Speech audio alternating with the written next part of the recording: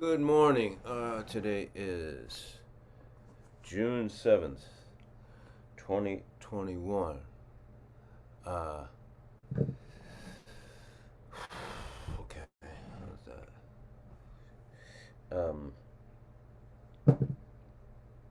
Let's set our intention and aspiration by saying the four immeasurables prayer.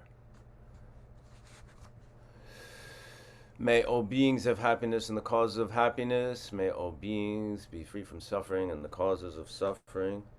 May all beings not be separated from the happiness that has never known suffering. May they rest in equanimity, free from attachment, anger, and aversion. We're going to review last week's 9 purifying breaths.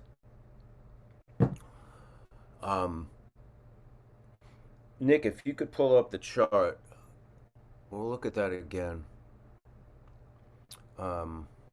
So,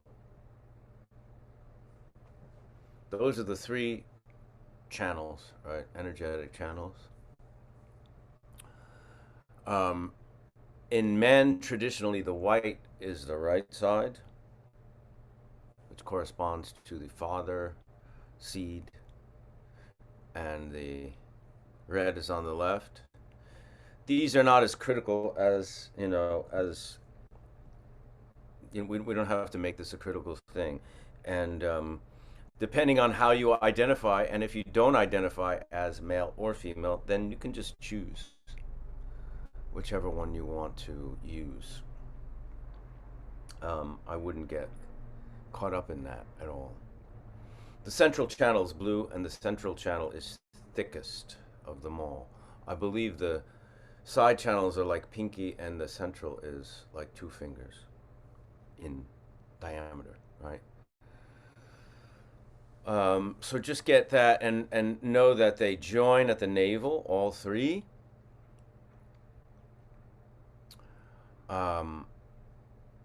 And the release point, when you want to release it, is the top, the crown. Thank you, Nick, for showing that. So we're going to review those 9 breaths. So we take this finger, right? We're going to start with, now you can either do, it doesn't really matter, but I like to do it this way. So we start with the right hand, and we go to the opposite, the left nostril. And we do a deep breath. That's the first of the breaths. And we imagine that going into the right channel, be it white or red, depending on your choice. So, right hand, we do this too, kind of a support.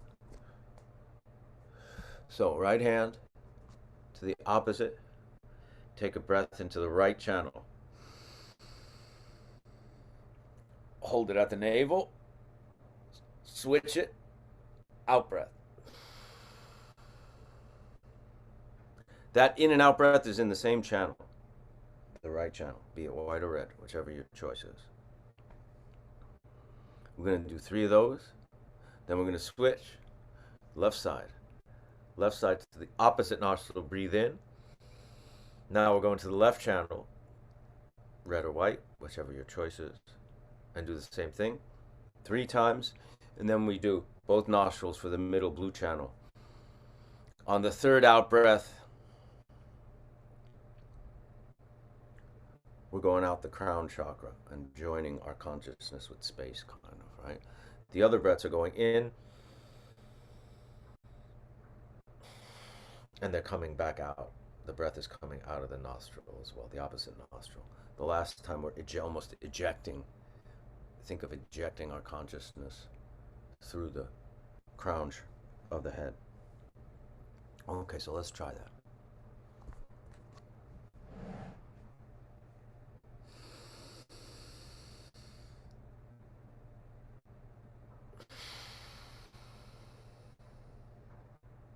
Breathing in pure air.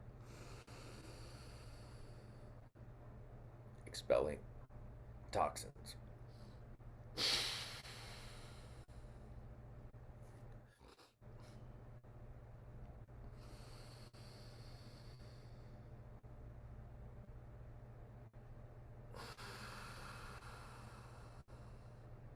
could think of breathing in clarity and expelling confusion.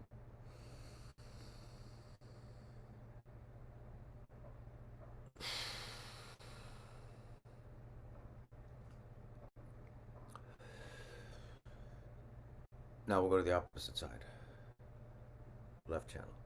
Remember, envision on the in-breath, the air going into that channel, this time the left channel, on the out-breath coming up and out of that channel.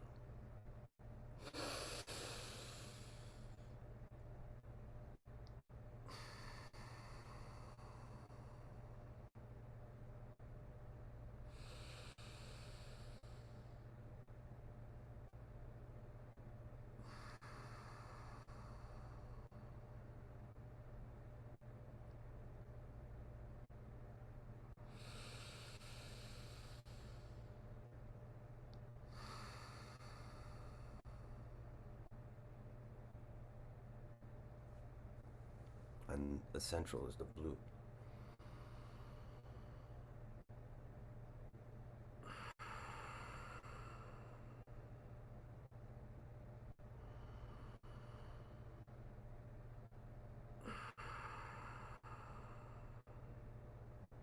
Last breath out the crown chakra.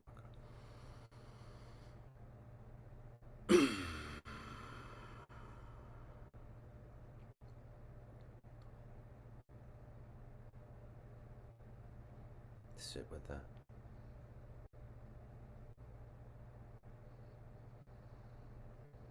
Let's go into 21 minutes of meditation.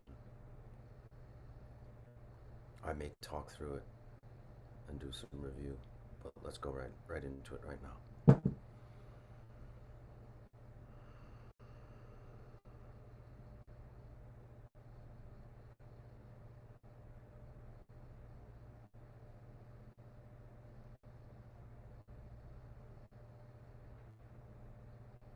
Focus on the breath as it moves in and out of the nostrils.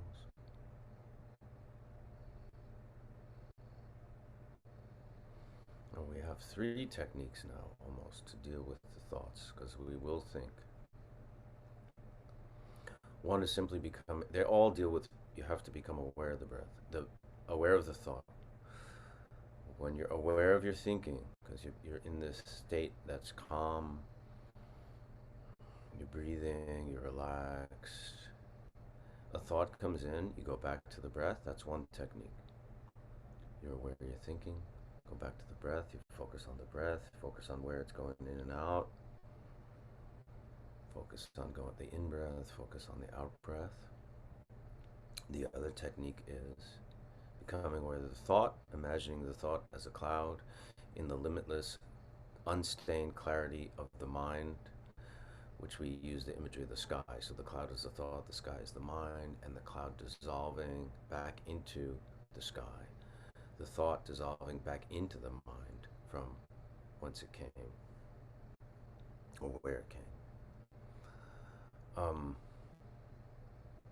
The third technique is a little more, I don't know, I guess it's difficult. I think they're all difficult, but it's just becoming aware of the thought, and through your awareness of mind looking at mind, you become aware of the thought and just let it go. Almost not without a specific image or direction of consciousness other than the mind looking at the mind, becoming aware, and awareness settling back into itself, if you will. Lama Surya Das taught very eloquently about this, and we can refer to that class once we post it. I don't think I have yet. So basically you're aware that you're thinking. Whatever that awareness that perceives that thought, you're going into that broader awareness that sees the thought and resting in that, because there's that clarity in that luminosity of knowing. And that, if that's too hard, then you have the other 2 techniques. Play with it. Let's continue meditating.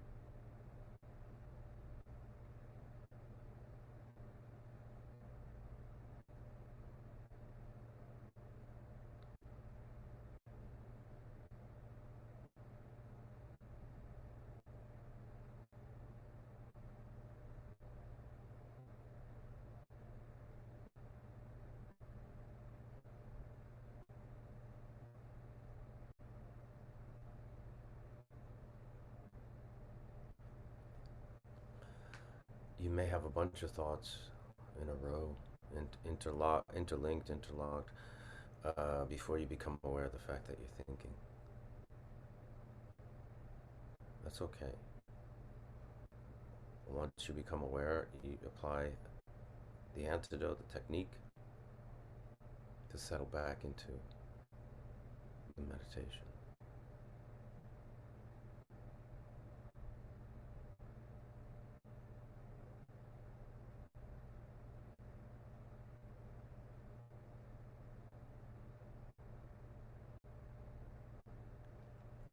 Settle back into rather your state of awareness,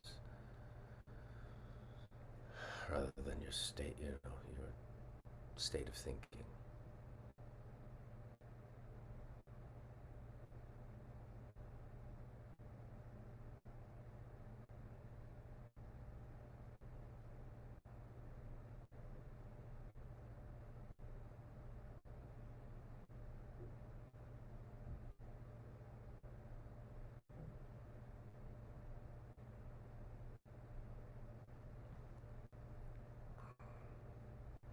Doesn't matter what the thought is, positive, negative.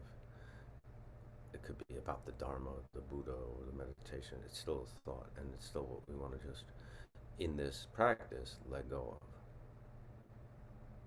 Let it dissolve, let it settle on its own, let it settle through the technique of going back to the breath, visualizing it as the cloud in the sky, or letting it almost dissolve on its own by awareness itself, mind becoming aware of mind becoming aware of the fact that it's thinking. Often you can leave it in its place that way. It's really cultivating awareness, presence, mindfulness.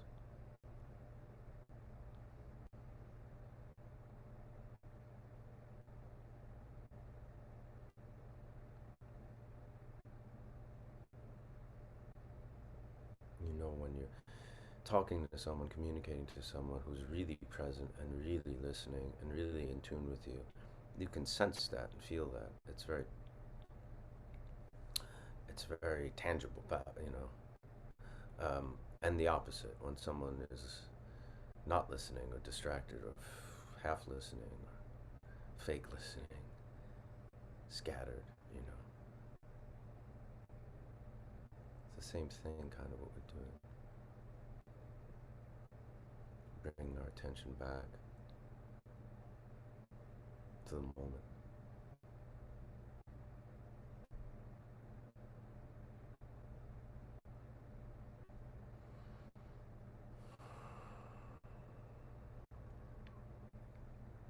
And be aware of when the thought dissipates and before the next one arises, that there's calm there.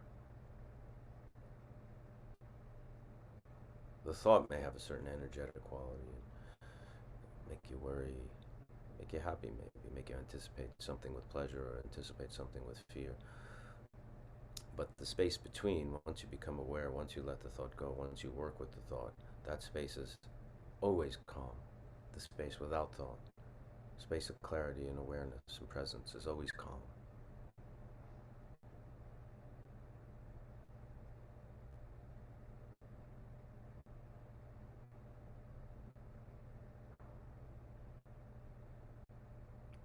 Which kind of proves that our basic nature and the true quality of our mind is Buddha.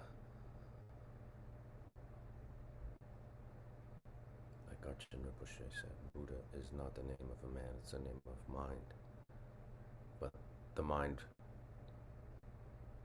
the base level, not the scattered mind. The scattered mind is still as Buddha, it's just obscured. The Buddha is obscured at that moment.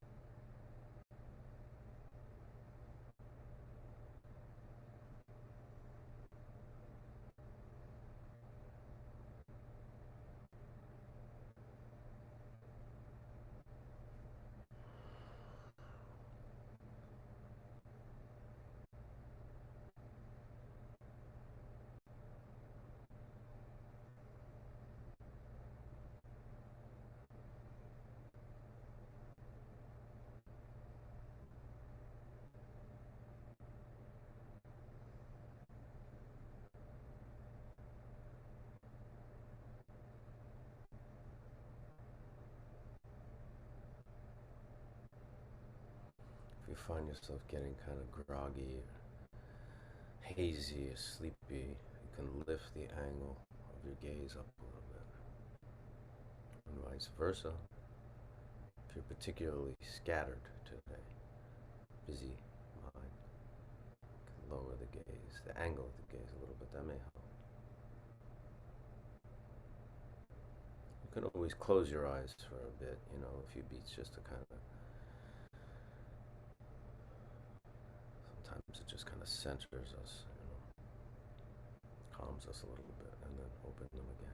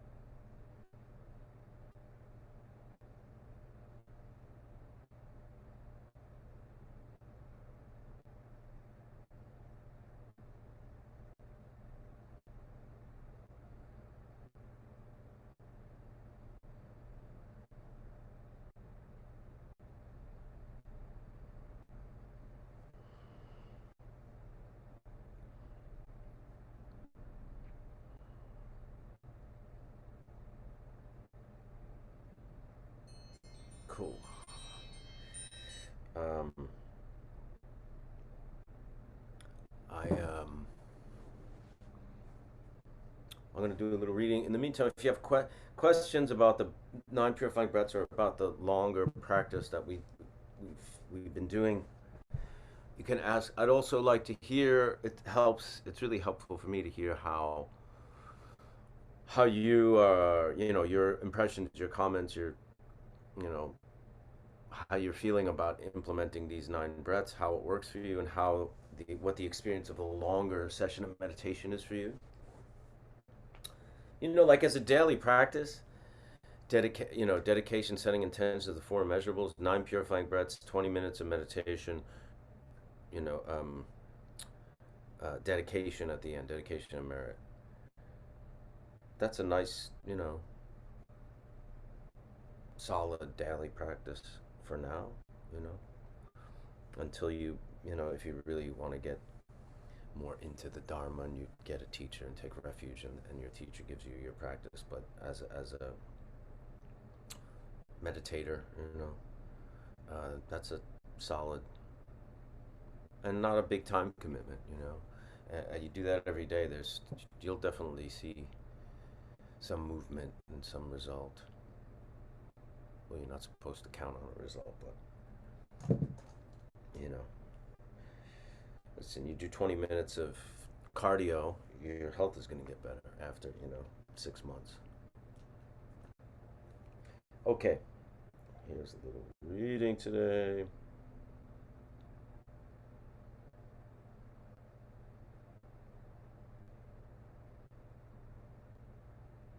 This is from the great Dujam Rinpoche. Nick, if you find a picture of him while I'm reading this and want to put him up, Dujam Rinpoche was one of them, alongside of Gyalpo Khyentse Rinpoche. There's photographs of them together, and they were similar in age and similar in time period with two of the great Tibetan Buddhist lamas of the 20th century. There's a bunch of books by him. His grandson is Dzongtsar Khyentse Rinpoche, who is one of our great current lamas of this age. You may ask, when thinking is curtailed, what does awareness look like? It is utterly empty, totally open, spacious, free, and resplendently blissful. It has never been established as having substantial characteristics. There are no phenomena in samsara or enlightenment that are not pervaded by it. From the beginning, it is natural and spontaneously present and never separate from oneself. It lies beyond action, effort, and the mind's comprehension. We're talking about awareness. Once again, it's Dujam Rinpoche, D-U-D-J-O-M. Now you may ask, what is it like to recognize the natural face of awareness? Even though you recognize awareness itself, you do not know how to describe it. Like a mute person trying to describe his dream, you do not know how to distinguish the sustainer, yourself, from the awareness that is sustained. Previously, you were unable to abide for even one moment, constantly thinking and doing everything. These thoughts, who are the old destroyer, have nothing to do now in the vast expanse of awareness, which is like a cloudless sky. The movement of thought dissolves, disperses, falls away. All the power and strength of thought is lost in awareness. Then awareness, the wisdom of the naturally abiding Dharmakaya, just abides clearly and nakedly. Dharmakaya, the unborn sphere phenomenon. Now you may ask, who introduces this awareness to you? What is decided upon? How is confidence established? Initially, you are introduced to awareness by your Lama. Through that introduction, you know your own true face and directly recognize your true nature. However, the phenomena of samsara and enlightenment appear. know that they are none other than the natural display of awareness. I'll read that again. However, the phenomena of samsara and enlightenment appear, know that they are none other than the natural display of awareness. Thus, decide upon this single awareness. Just as the waves of the ocean subside back into the ocean, all thoughts that arise vanish directly into awareness. Thus, gain confidence in liberation. Therefore, it is beyond being an object of meditation, the act of meditating, and the mind that grasps onto meditation. Therefore, it is beyond being an object of meditation, it is beyond the act of meditating, and it is beyond the mind that grasps onto meditation. That's basically what we're working with, that clarity of mind that we're talking about. Garchen Rinpoche.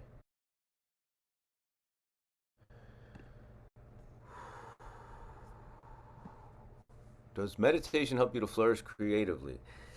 I don't know. That's a good question. I'm asked that often, how it affects your work. I don't meditate because I want to be more creative. I don't meditate because I want to do better work. I meditate because I want to be a better human being, as corny, as pithy as that might sound. Really, it's the truth. I imagine it makes everything better. The practice of meditating in a group, amongst a group, simultaneously, and led by you, someone who I respect, this is the pendulum I'm very happy to be on the wave of. This makes a positive impact in my life. Best regards from Bangkok. Yeah, meditating in a group is, number one, it can give you discipline because you show up for the group and you know that it's happening. It's a bit of a motivator. Sometimes it's a little hard to discipline ourselves without reporting to someone else. Motivating in a group, meditating in a group, whether you're in the room with a bunch of people or online like we're doing, there's also a certain sense of connection. But, Mike, in Bangkok, it shouldn't prevent you from meditating on your own as well, because you don't always have the option. We only do this once a week, so there's 6 other days when you probably should be sitting, and when I should probably be sitting too.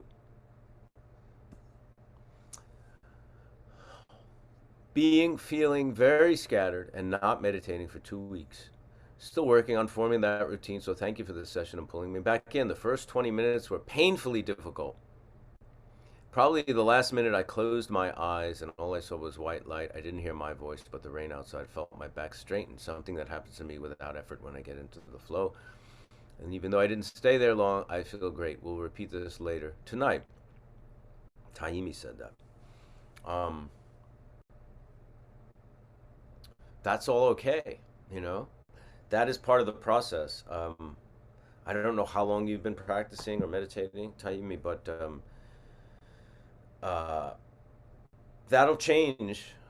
That'll change with regular practice. You know, you'll see it won't always be that way. And the important thing is not to focus on the result, but focus on the doing of it.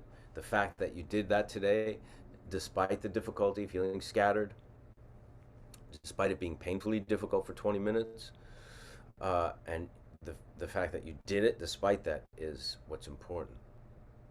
You know, it's like when, you know, listen, if say you haven't exercised for 10 years, you're going to start exercising, it's going to hurt for a while, and it's going to be really hard for a while. When I was about 36 or so, I didn't exercise for years, really for years, besides walking around the city. And I took up martial arts.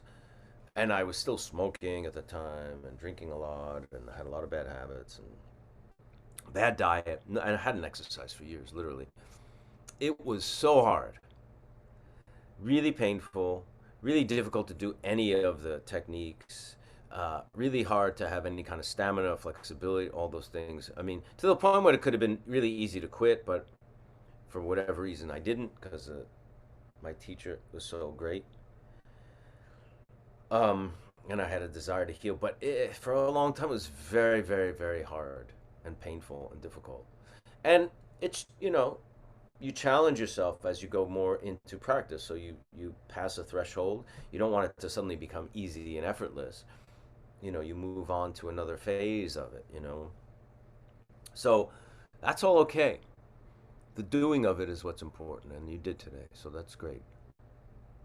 Keep it up. Claudia says, I like the longer meditation very much. And not related, but very cool, I was sitting on the balcony during today's meditation, and when I opened my eyes, there was a young hawk staring back at me from the railing not 5 feet away.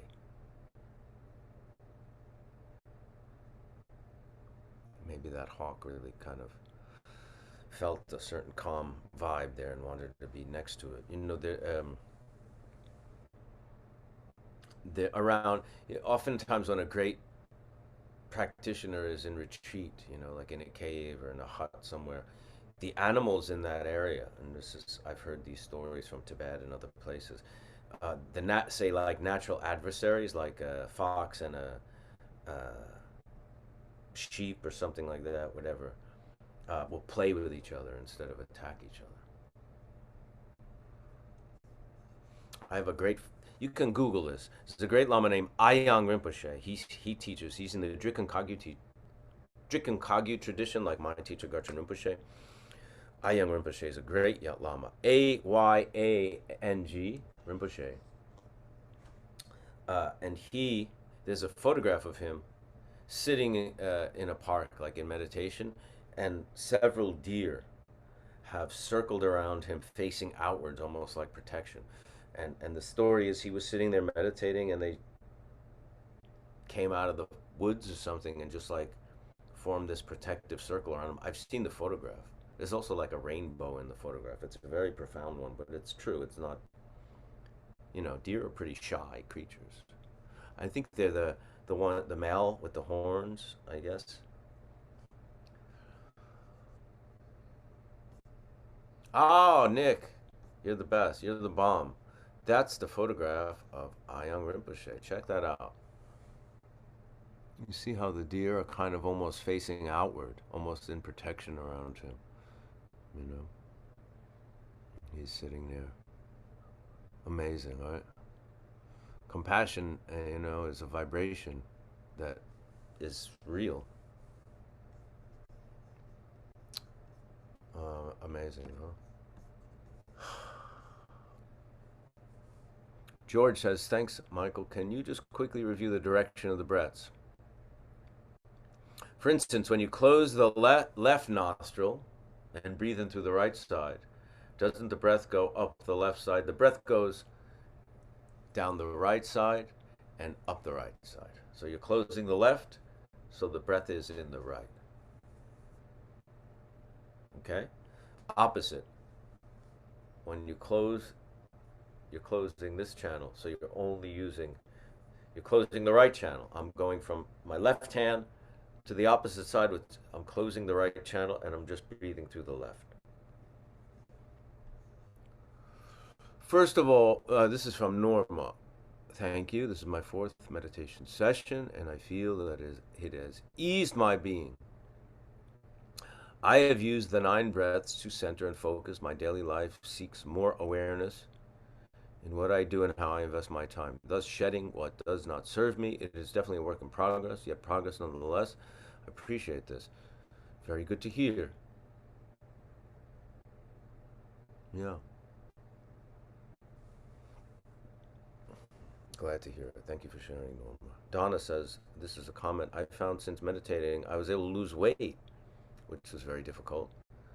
Stress produces serotonin, which makes you gain weight. Meditating releases stress. Awesome. That's great. I mean, if your practice is beneficial to you, and then you can in turn be a benefit to others, because you're more present or you're healthier or whatever. That's really good stuff.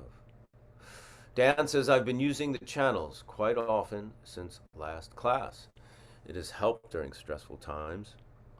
I do it regularly throughout the day and have showed my children how to do it. Thank you. Thank you, Dan, for sharing that. Grace, I was looking for a teacher, and your approach is just what I need. I need this kind of motivation, knowing I'm with a bunch of people in the same searching. I'm grateful because if you weren't doing this, I wouldn't be interested. I want to buy the kind of necklace you got. Looks like a rosy. This is a mala. So yeah, Christians use a rosary, and I think even Muslims use this type of beads. You know, we use this Buddhism. Often you'll have a mantra that your teacher gives you, and sometimes some practices are you count the mantras and accumulate a certain number of them, 100,000 or something. There's like 108 on this, but usually counted as 100.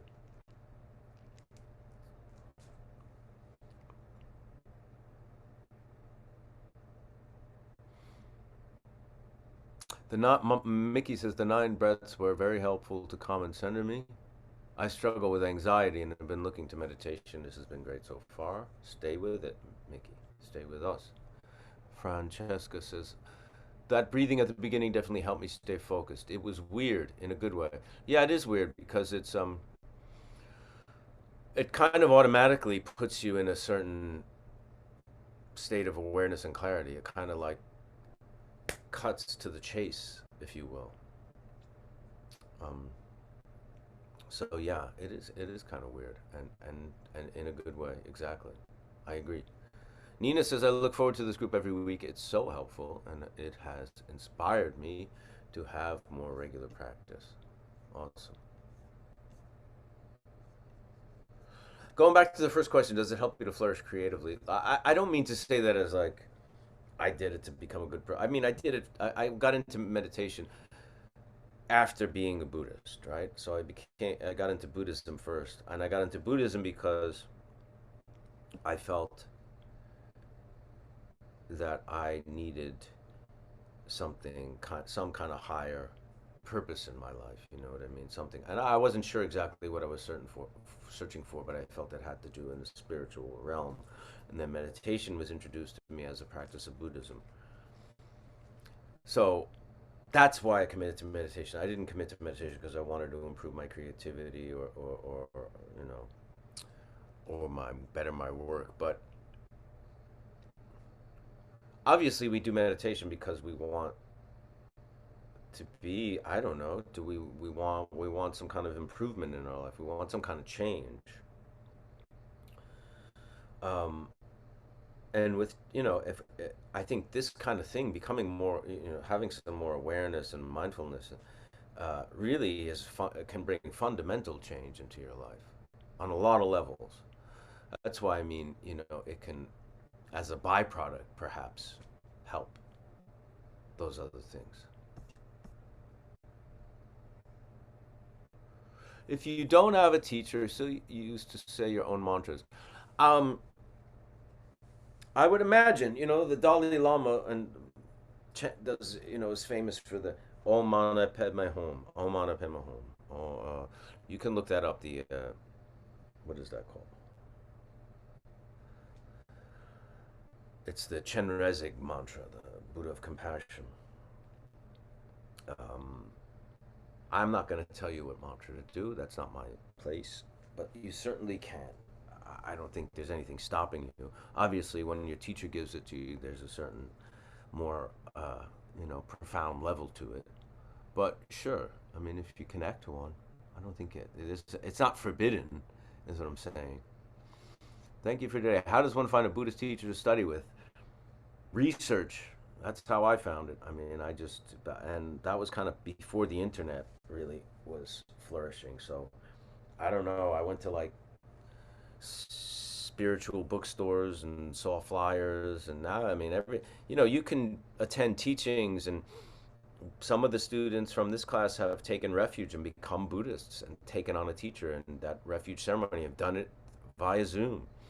There's empowerments and teachings by great lamas on Zoom, on YouTube. Sign up for their email blasts, you know. I constantly post stories of teachers, both alive and teachers that have passed, and the living ones give teachings all the time. So you have to kind of dive in and look around.